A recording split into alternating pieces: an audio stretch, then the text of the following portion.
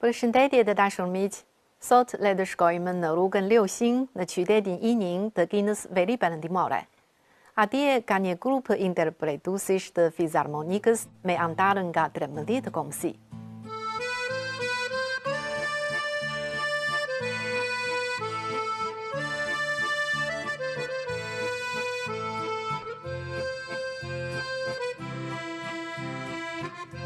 Rruga Liuxing ka një histori mbi 90 vjeçare. Emri I saj ka ardhur nga forma 6 këndshë e lagjes. Këtu banorët nga 13 komsi si hane, kazake, ruse, ujgure, tatare, shibo e të tjerë përmbajnë një familje të madhe.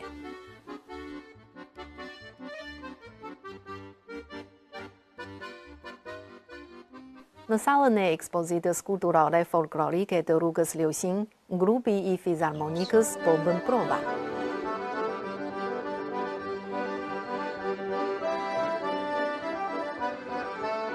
Antarët e grupit janë nga sektorët e ndryshëm, si mësues në pension, në punës shteti, punëtor, student apo diplomuar e të tjerë.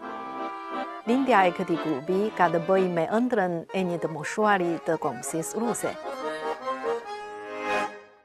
68 vjeçari Aleksandr Zazurin ka lindur dhe është rritur në rrugën Liuxing. Ai filloi të mësonte fizarmonikën qysh kur ishte 10 vjeç nga papai I tij, që është një artizan I fizarmonikës.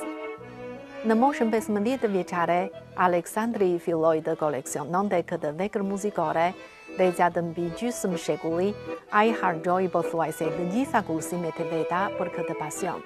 Sot koleksioni I tij përfshin 816 fizarmonika nga 27 vende. Far sponsorizimi të Bashkisë së Qytetit Yining, në vitin 2018 u hap një muze I koleksioneve të fizarmonikës, po në sallën e ekspozitës kulturore folklorike të rrugës Liuxing, Aleksandri e duroi të gjithë koleksionin e vet. Ai dëshironte ta shndronte pasionin e vet në pasuri të mbar shoqërisë.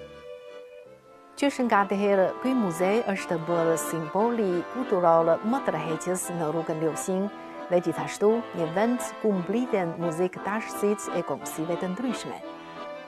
Në fillim të vitit 2019, një grup I muzikës popullore I krijuar nga Aleksandri dhe miqtë e tij u emërtua zyrtarisht si grupi I fizarmonikës I solidaritetit të komsive të prefekturës Ili.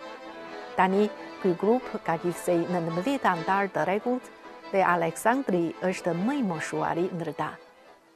我是俄罗斯族，我是西瓜族，我是塔塔尔族，我是汉族，我是哈萨克族，我是俄罗斯族。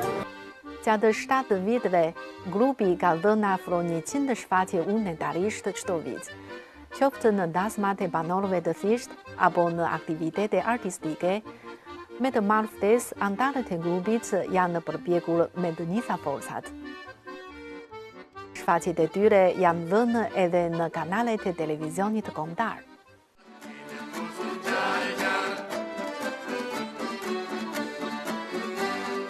Sigurisht, shfaqjet e tyre jepen më shumë në sheshin e vogël në qendër të rrugës Liuxing.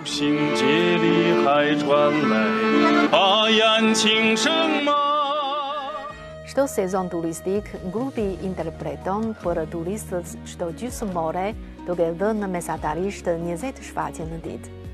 Meloditë me fizarmonik janë bërë gjithashtu një peizazh I rrugës Liuxing.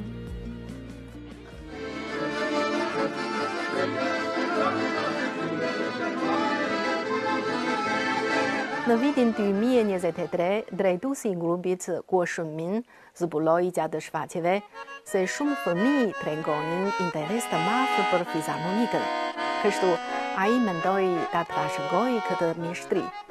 Me organizimin e tij, mbi 20 fëmijë të komsive të ndryshme nisën mësimin e fizarmonikës. A keni ndonjë histori të apasionuarish me muzikën? Ma thoni te komentet.